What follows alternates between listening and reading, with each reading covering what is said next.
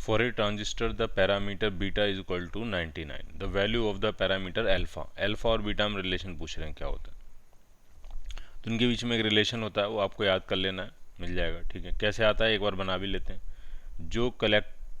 जो अल्फा होता है वो होता है आपका collector current upon emitter current, और जो आपका बीटा होता है वो होता है collector current upon base current, output current upon input current. Alpha वाले केस में बेस कॉमन होता है तो एमीटर बनता है इनपुट, कलेक्टर बनता है आउटपुट, और बीटा वाले केस में कॉमन एमीटर होता है तो कलेक्टर बनता है आउटपुट और बेस बनता है इनपुट। ठीक, और कंजर्वेशन ऑफ चार्ज की क्वेश्चन ये कहती है कि जो एमीटर करंट होगी वो होगी आपकी collector current plus base current, और इसमें आई ई से हम डिवाइड कर दे रहे हैं, आई सी से डिवाइड कर दे रहे हैं, तो ये बनेगा I E upon I C is equal to 1 plus I B upon I C. अब सारी वैल्यू डाल देते हैं, आई अपॉन आई सी डालेंगे तो 1 बाई अल्फा हो जाएगा, is equal to 1 plus I B upon I C डालेंगे तो ये 1 बाई बीटा हो जाएगा। तो ये रिलेशन आप चाहो तो याद रख सकते हो, या अगर हम एलसीएम ले लें तो alpha is equal to beta upon beta plus 1 भी याद रख सकते हो, जैसा आपको ठीक लगे। आप ये भी याद रख सकते हो, 1 by alpha is equal to 1 by beta plus 1, ये ज़्यादा ठीक है, याद रखना। ये तब फ़ायदा करेगा जब आपको बीटा दिया हो अल्फा फाइंड करना हो। ठीक है, तो सारी वैल्यू डाल देते हैं। बीटा की वैल्यू क्या है 99, और 99 प्लस 1 करेंगे तो ये 100 हो जाएगा, तो अल्फा यहाँ से आ जाएगा आपका 0.99। तो आपका जो आंसर मैच करेगा वो मैच करेगा आपका B part, B part answer आपका मैच करेगा। नेक्स्ट क्वेश्चन में कह रहे हैं in N P N P transistor the base is N region its width relative to P region is. Base हमेशा थिन होता है और लाइटली डोप्ड होता है। कलेक्टर और एमीटर के कंपैरिजन में बेस जो है वो हमेशा थिन है और लाइटली डोप्ड है, तो आंसर बनेगा इसमें ए पार्ट स्मॉलर।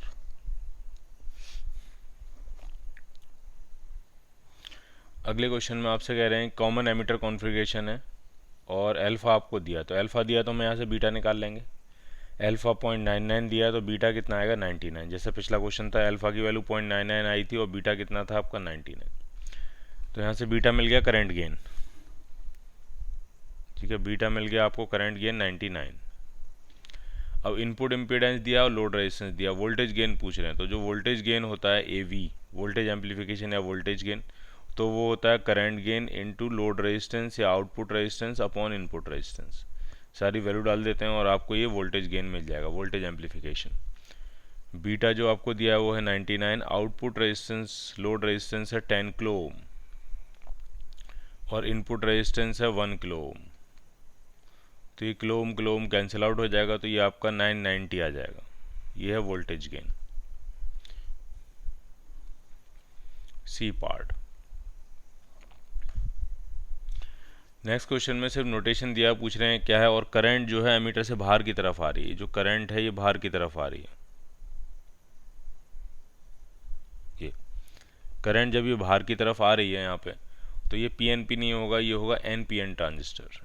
इलेक्ट्रॉन्स अंदर जा रहे होंगे, करंट बाहर मानेंगे, फिर ए part.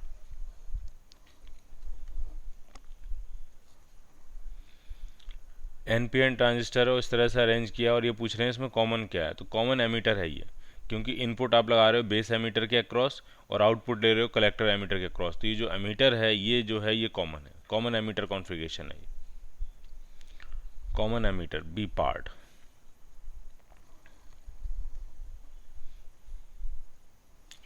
The part of transistor which is heavily doped to produce large number of majority carrier, तो सबसे ज़्यादा जो डोपिंग होती है वो एमीटर की होती है, उसके बाद कलेक्टर की होती है, उसके बाद बेस की होती है।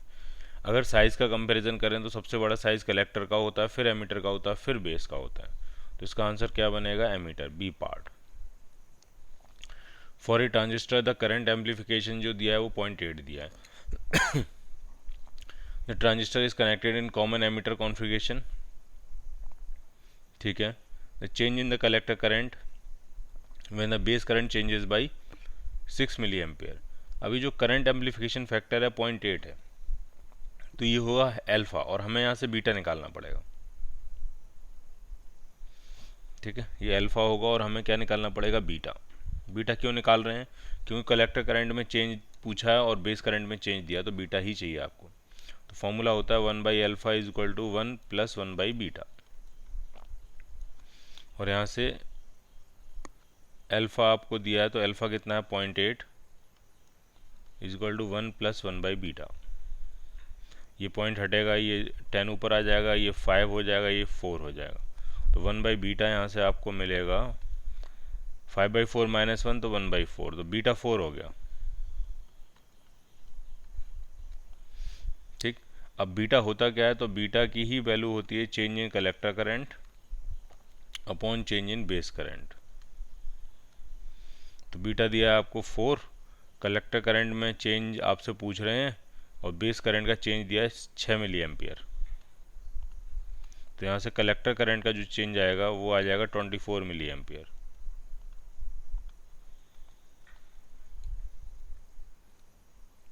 C part.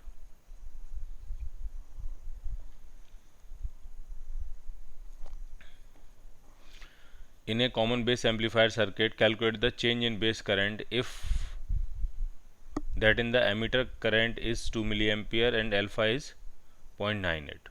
ठीक। तो एमीटर करंट का चेंज दिया और बेस कॉमन बेस कॉन्फ़िगरेशन में चेंज इन बेस करंट ही पूछ रहे हैं। ठीक।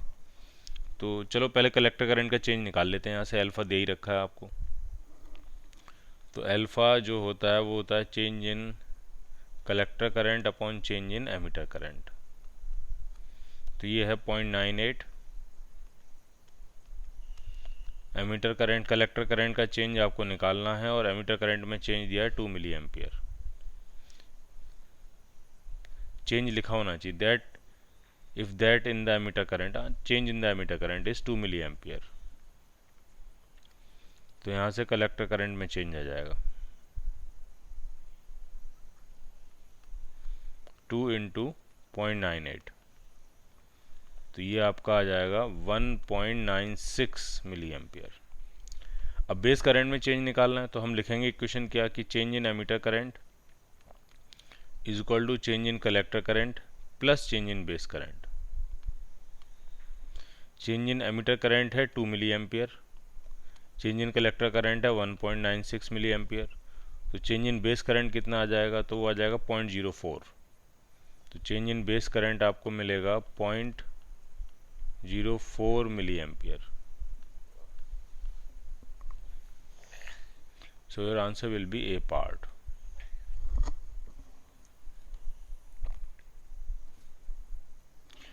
In case of NPN transistor, the collector current is always less than the emitter current.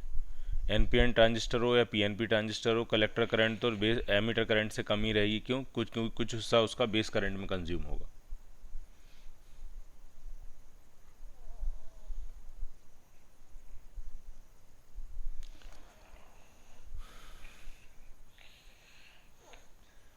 ऐसा क्यों? इसका आंसर बनेगा बी पार्ट, क्योंकि कुछ इलेक्ट्रॉन्स जो होंगे वो बेस में लॉस्ट हो जाएंगे, बेस के होल से कंबाइन हो जाएंगे और बेस करंट को जनरेट करेंगे, और रिमेनिंग इलेक्ट्रॉन्स ही कलेक्टर में पहुंचेंगे। तो कलेक्टर करंट तो एमीटर करंट से कम होगी ही होगी। तो आंसर क्या बनेगा इसका? B part.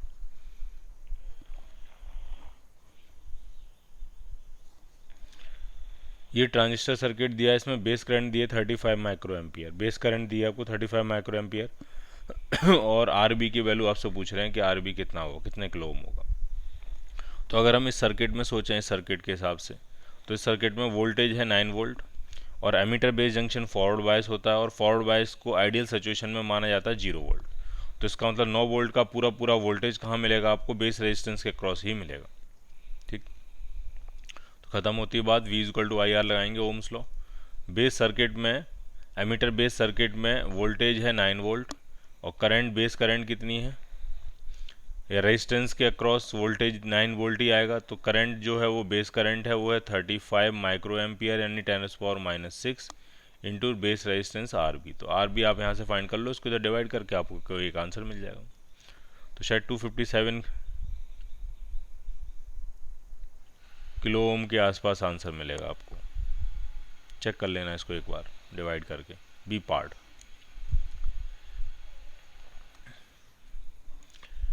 In a transistor, the change in 8 milliampere in the emitter current produces a change of 7.8 milliampere in the collector current. What is the change in the base current is necessary to produce same change in the collector current।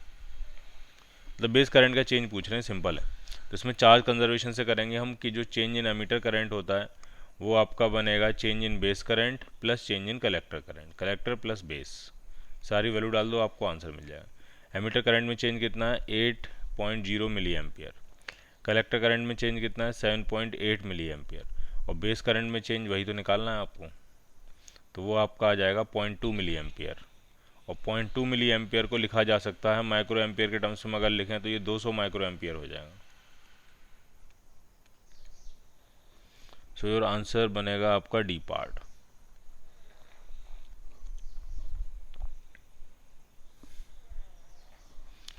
In A transistor configuration beta parameter is, beta क्या होता है, beta तो वो हमें वैसे ही याद है, beta और अल्फा। बीटा जो होता है वो अगर बीटा डीसी लिखें हम तो बनेगा collector current upon base current, और बीटा एसी लिखते हैं तो change in collector current upon change in base current, तो कलेक्टर अपॉन बेस बनेगा, तो आपका जो आंसर बनेगा वो बनेगा आपका B part.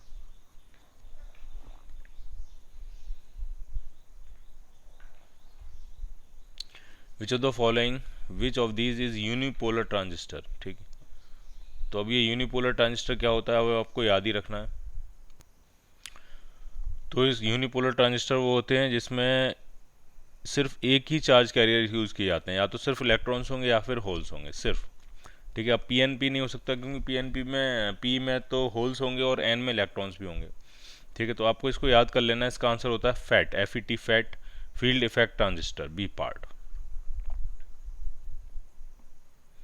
For a transistor in a common emitter arrangement the alternating current gain beta, beta क्या होगा change in collector current upon change in base current, change in collector current upon change in base current, थोड़ा सा correction करना है, यहाँ delta बना लेना, तो आपका आंसर बनेगा ए पार्ट।